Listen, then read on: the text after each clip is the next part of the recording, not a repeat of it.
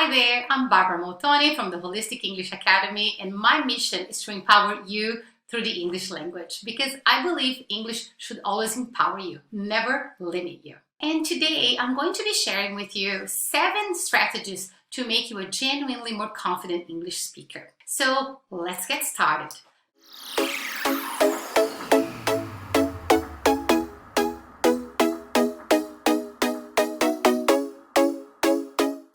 Number 1, fake it until you make it.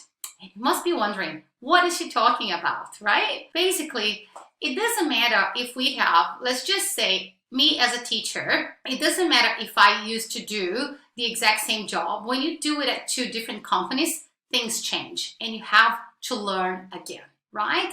So as someone who graduated in Brazil, I learned to teach children in a different country. Now, I came to teach English in Australia to adults. Those are 2 completely different things. So even though I was qualified to do both jobs, I had to relearn everything from scratch. I had to learn how to use new computer systems.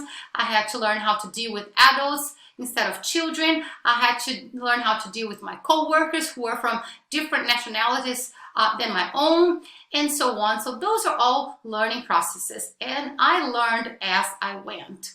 I remember basically preparing to teach classes every day. So when I first started teaching at the university where I taught for about 8 years, that I would have to go home every day and basically learn how to teach, because I knew how to use English correctly, but how did I explain to people how to use the present perfect?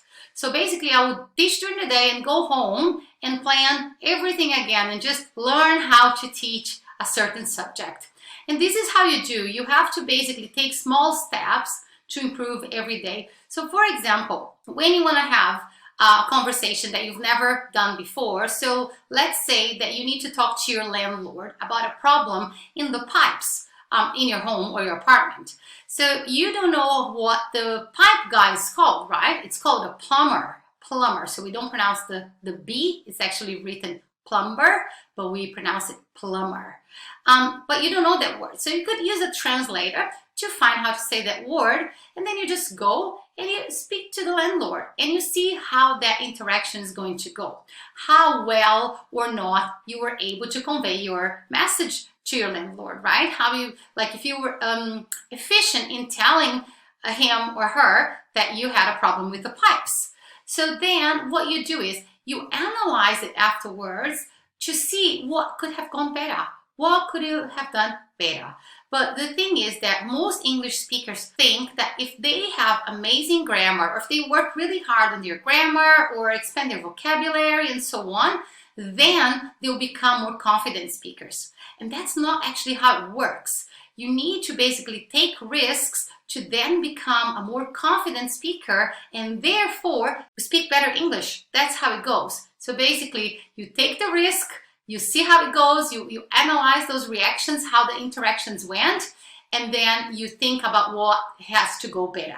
What do you need to improve? Do you need better vocabulary? Do you need, your pronunciation needs to be more clear? So it's all a matter of you thinking, where did it go wrong during the conversation? Was it when I didn't have the word I needed? Or was it my pronunciation that people couldn't understand what I was saying? Or was I using the past when I should use the present? You need to analyze where your mistakes happen to then do better next time. But that cannot stop you from actually taking those risks, right? It cannot stop you from going and doing it, because if you can understand this video, if you're here watching this video, I assume you are an advanced speaker, right? So that means that you can communicate, you have done this before, just perhaps not this specific idea. So you just do a little bit of mental preparation. Okay, so this is what I need to say. These are the words I need. Then you go for it and you see how it goes. You know, you do the best you can, and when you know better, you do better. That's my motto. I always say that. We need to take those risks and see how those interactions go to then become more genuinely confident. Nobody was born knowing things. We all need to practice to get better at things. And if you don't take the risks with your interactions, then the confidence is not going to come. The confidence comes from you interacting, from you using your English and then thinking, okay, that wasn't so bad. That actually went quite well. I could do this again. Or, okay, that wasn't so good. You know, they couldn't understand what I was saying. But then instead of just feeling like a failure and embarrassed about it, what you need to do is reflect on what went wrong, what you need to improve. So there's no such thing as failure, okay? People talk about failing, or I couldn't speak, or I can't speak. In reality, it's all a matter of adjusting things to do better next time. So, you know, just because today that communication wasn't amazing, it didn't go the way you planned on it going, it doesn't mean that you cannot do better next time, okay? You just cannot lose the motivation, and you gotta believe in yourself. So fake it until you make it, okay? And you soon feel the difference in your confidence. That's my strategy number 1. Strategy number 2. Stop apologizing for your English, okay? First of all, once you start saying, oh, I'm so sorry for my bad English, or, you know, I'm sorry for my English, people will automatically, instantly put their attention into your English. And I bet you don't want to do that, right? So basically, you were having an interaction with someone, they clearly know you're not from that country, but, you know, the communication is going well, but then you go and say, oh, I'm sorry for my English. Instantly their focus will change to your English, okay? And also, that is not a very healthy habit. What you want is to build a nice relationship with your English, which we're going to talk about a bit more later on in this video. But basically, if you apologize, that means there's something wrong with your English, and that keeps playing in your mind, the fact that you need to apologize and that your English is bad, and that's not going to help you get where you want to get. I have heard from my students that once they stopped apologizing, they genuinely felt their confidence increasing. So they felt more confident, they started speaking more, they basically stopped thinking. Because if you keep telling yourself, oh, my English is bad, sorry for my bad English, if that's in your mind, then guess what? The interactions are probably going to go that way. So basically, it's very, very important that you visualize your interactions going well, okay? When you have a conversation with someone, instead of immediately thinking, oh, I'm sorry for my bad English, close your eyes and think, this conversation is going to go so well. I know what I want to say. I am a competent speaker, and I know I can do it. Your thoughts are more powerful than you could possibly imagine. So sometimes when we are always expecting that something will go wrong, and we are already expecting that we're going to have to apologize, that's how the interactions go, isn't it? So how many things in life we have seen working that way, where we are like, oh, you know, there will be a traffic jam, or there will be no parking spot, and sure enough, there's no parking spot anywhere, right? Because that's how we are already believing the situation is going to be. That's the same with your interactions in English. You need to talk to your boss. If you start getting nervous before that conversation even starts, the chances are that the conversation, it's going to go badly, right? Every time I have to speak in English, and a lot of the times I speak with native speakers, I speak with people who are much more qualified than me or experienced than me as teachers, and I always consciously make that decision. If I become too nervous, I know that my English is going to go downhill. So I always make that conscious decision at the moment of speaking. If I make a mistake, I acknowledge it and I move on. And I just remember, if I get too nervous, this is only going to get worse. I know that if I keep calm and collected and I just keep my train of thought going, that my chances of, being clear, that conveying my message clearly, are going to be much better. So remember this, okay? If you let your nerves take over yourself, and if you do not control your mind, the interaction, the conversation is only going to go worse, and you don't want that to happen, right? You want to have a clear conversation. You want people to see the confident and competent speaker that you are. And to do that, if you feel too nervous, that doesn't happen. That's the reality of it. So next time you are thinking about apologizing for your English, even before you start that conversation, think twice. close your eyes and focus on that conversation going super well, and that interaction going super nicely, and you're having a very pleasant conversation in English, and you'll see the miracles that will operate in your life. Strategy number 3, nice, clear voice volume. Okay, so I am naturally a very loud person, and I know that. Okay, I've always been, my entire family is very, very loud. My parents, my siblings, my kids, my husband, everyone. I can't help it. It's a mix of Italian background, German, but I know we're all very loud, and I acknowledge that. Also, I think that my many years of classroom teaching also make me speak in a louder voice than average, because I'm speaking to 20 to 30 people at a time, and I need to be heard, so I'm just used to having that extra notch of volume. However, most people believe that if they speak in a very low voice tone, or perhaps don't look their listener in the eye, or look to the floor, look down like this, that somehow people won't notice their mistakes so much. And that's actually the opposite of the truth. This kind of behavior, it's going to make it much harder for the listener to understand you.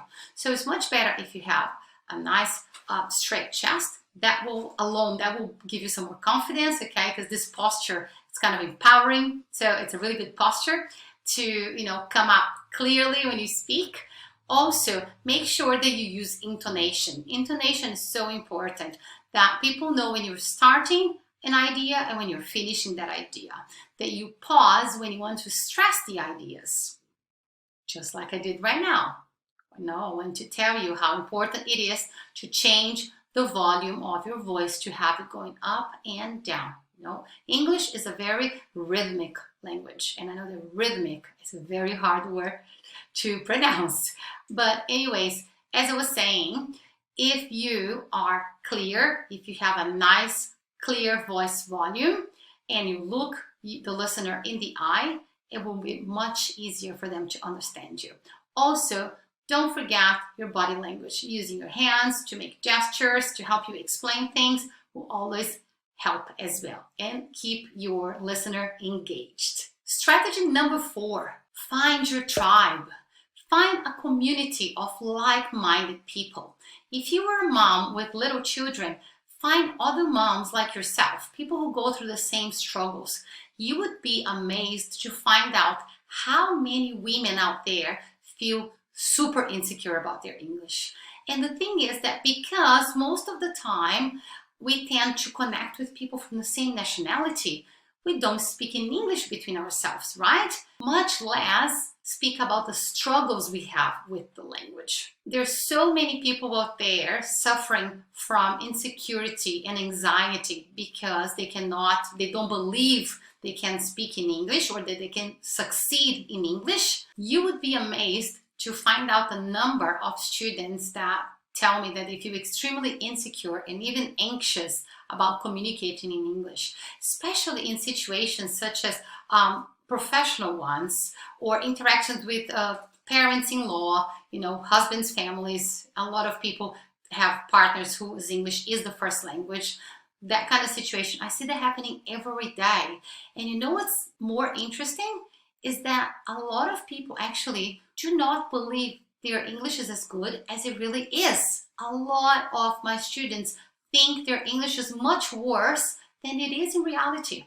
They have really good English skills, but they don't believe in themselves. And that's what's really hurting the progress, okay? You need to start believing in yourself. And you also need to start communicating with other people who are going through the same situation. You need to find a community to share your struggles. In my course, you get the opportunity to meet like-minded women who are going through the same thing. Majority of my students are from a different language, living in an English-speaking country. So all going through the same struggle, and they love the community. They interact with each other, they make friends, they share their victories and struggles, they step out of their comfort zone, they post videos expressing their opinions in English, talking about themselves, about their fears, about the things that they actually like to do.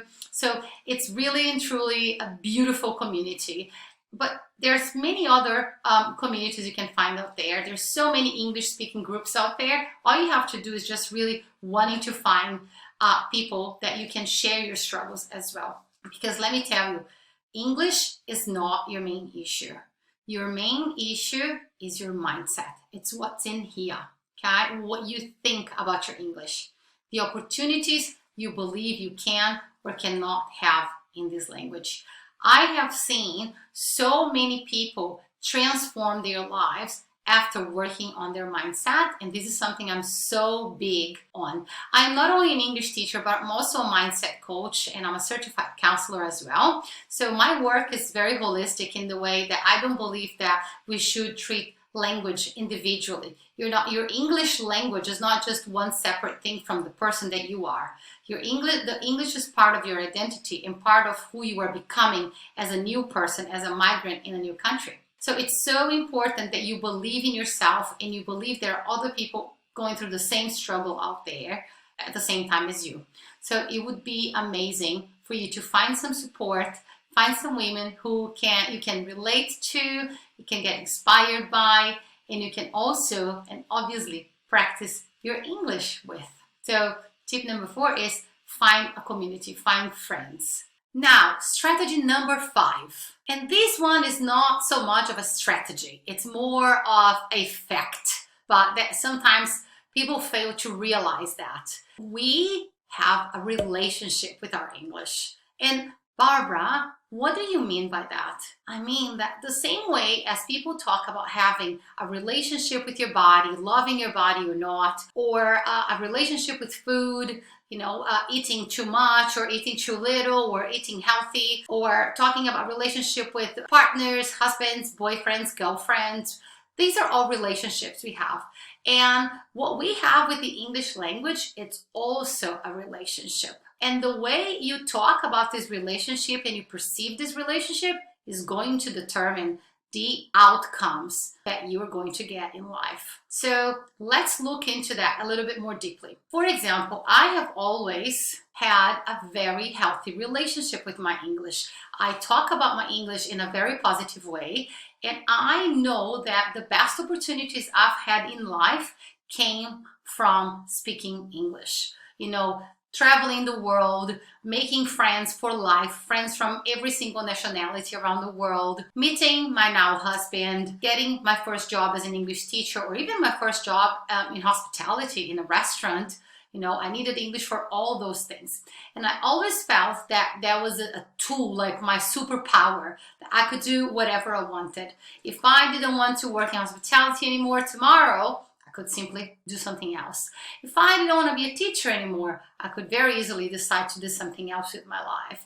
If tomorrow I decide I don't want to be an English confidence coach anymore, I could very well be a business coach or a mindset coach. I know how to do lots of things, but I know that English is never going to be a limitation for me. I know that I'm never going to have to think, oh, okay, I want to do this thing now, but I can't because my English is not that good. I'm not able to do that job in English or to execute, such profession in English. If I ever decide to change careers, do something else with my life, I never really have to think, oh my God, okay, my English is not good enough to do that. I can't do that job, or I can't start my own business because my English is not that good for me to do it in English. So English is always a tool that empowers me, that gives me more opportunities and more possibilities, and not the opposite.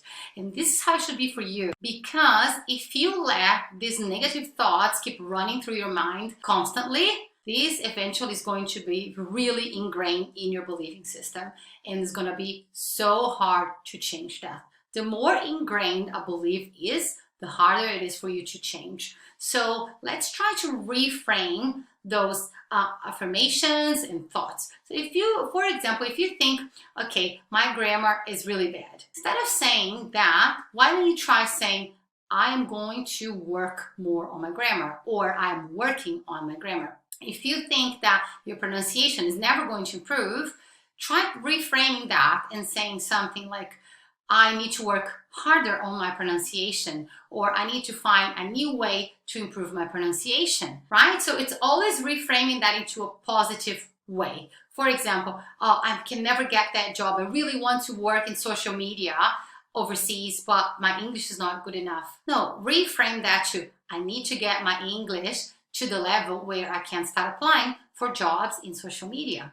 Okay, so we always put it positive and in a way that we actually can achieve that, because you can. If you guys probably don't know this, but I started speaking English at 25 years of age. 25, that's right. So I was already a full-grown adult when I started speaking English, and here I am today teaching it. So believe me, it is completely possible. And your thoughts, they come out as words, and words have power. The words become your reality. So be careful how you feed your brain and how you take care of your relationship with English. A really good, really amazing tool to help you become more positive and to reframe those thoughts is to meditate. I am a big fan of meditation. I meditate daily. I used to be, and I think I'm still working on it, a very hyperactive person, a person that, can't sit still very long. And I had trouble meditating when I started this habit. And the first time I tried, I actually quit. I gave up because I thought, I can't stop my thoughts and I can't do this. And then I gave it a second try and I stopped worrying about not thinking. I just started listening and paying attention and following the instructions in the meditation. As I practiced, I got better and better at this. And today I can share with you that I am able to get into an delta state where I can actually kind of drift off and almost fall asleep, but not sleep. So yeah, that's something that I'm kind of proud of. And you can do that too, right? Meditation will help you immensely with changing your thought patterns, becoming a more positive person, a more confident person, a more focused person, grateful person, and all those amazing things that I think we're all striving to become. So if you guys want any meditation suggestions, just leave me a comment here and I'll be sure to put some links for you. Strategy number 6. Step out of your English comfort zone. And by that, I mean take small risks. I'm gonna share with you some situations where you can actually take those risks and not feel too uncomfortable, because we want to start small and then gradually increase the kind of risks we take. In my community, my VIP tribe, I post weekly tasks for my students to express their opinion about something on video. And that helps them immensely with confidence. They absolutely love it. And I vary. So I usually use a theme and then either a grammar point for them to work on, or a vocabulary point, or a pronunciation point, as well as getting them to step out of their comfort zone.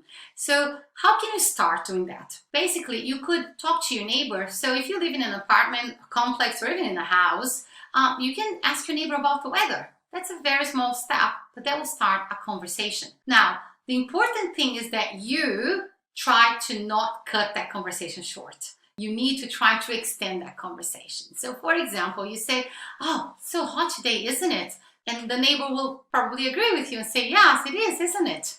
And you'll say, "Well, I should go for a swim," or "We should go for a swim," or "I'm gonna see if my kids wanna go for a swim. It's a beautiful day for a swim, isn't it?" And say, "How's it going?" So basically, you're just trying to make that small talk and extend it as much as you can, instead of trying to end that as soon as possible. Because I know that when people don't feel that confident, when people feel insecure about communicating in English, the first thing they wanna do is just stop talking as soon as possible. Isn't that right? So let's try not to do that. Let's fight that urge to end that conversation and really take that step forward and try to extend it. Talk as much as possible. Another really good opportunity to interact with people is when you go to the supermarket or to the shops in general, or if you're in America, when you go to the stores, see what the person next to you or near you is holding and ask them about that product. Say, "Oh, is it a nice shampoo? Have you tried it on your hair?" Or, "Oh, is that chocolate good? I have never tried it before."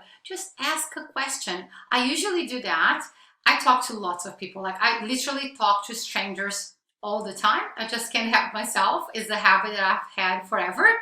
So now it's just automatic for me. But I usually ask people when I see them in the toy session. So I see that they're looking at kids' toys. And because I have children as well, I ask, "Oh, how old is your child? Do they like that toy?" Or How old is a child you're buying that toy for? Or do they like it? So something like that, and usually that will start a conversation and we just keep it going, oh, kids, kids are hard work, or my kids are crazy, and so on. It doesn't matter, anything that will really connect us to keep that conversation going for a little bit.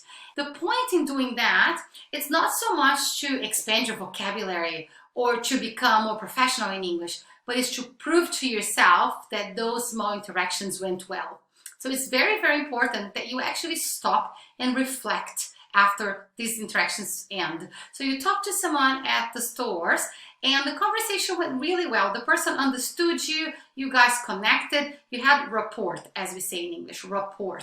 Build rapport. So interaction went really well and there was no misunderstandings. The person could understand you very clearly, they responded to your questions and you did, and everything went well. So it's very important that you reflect on that, because we tend to always remember the mistakes. It's something about the brain that always responds and memorizes trauma better. It could be a trauma, a car crash trauma, it could be a bike accident trauma, and it could be a trauma with a situation where you felt very embarrassed and ashamed because you made a mistake in English, people laughed at you, and that made you feel really uncomfortable. And for that reason, you remember that so well. But believe me, most of your interactions, they go well, they go really well. We just never really celebrate the good ones. We take them for granted, don't we?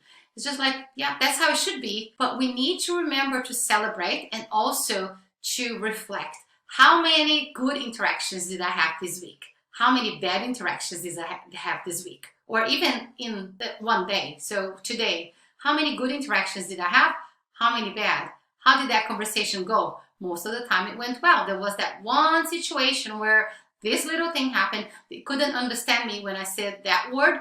But the important thing is that you reflect on that. You need to put the effort into identifying your own English shortcomings or issues or mistakes, however you want to call them. So you need to have that ability. As an advanced speaker, you are going the extra mile now. You already speak, you communicate every day. You have all the words, you know how to put them together, you know how to make sentences, you know how to express yourself.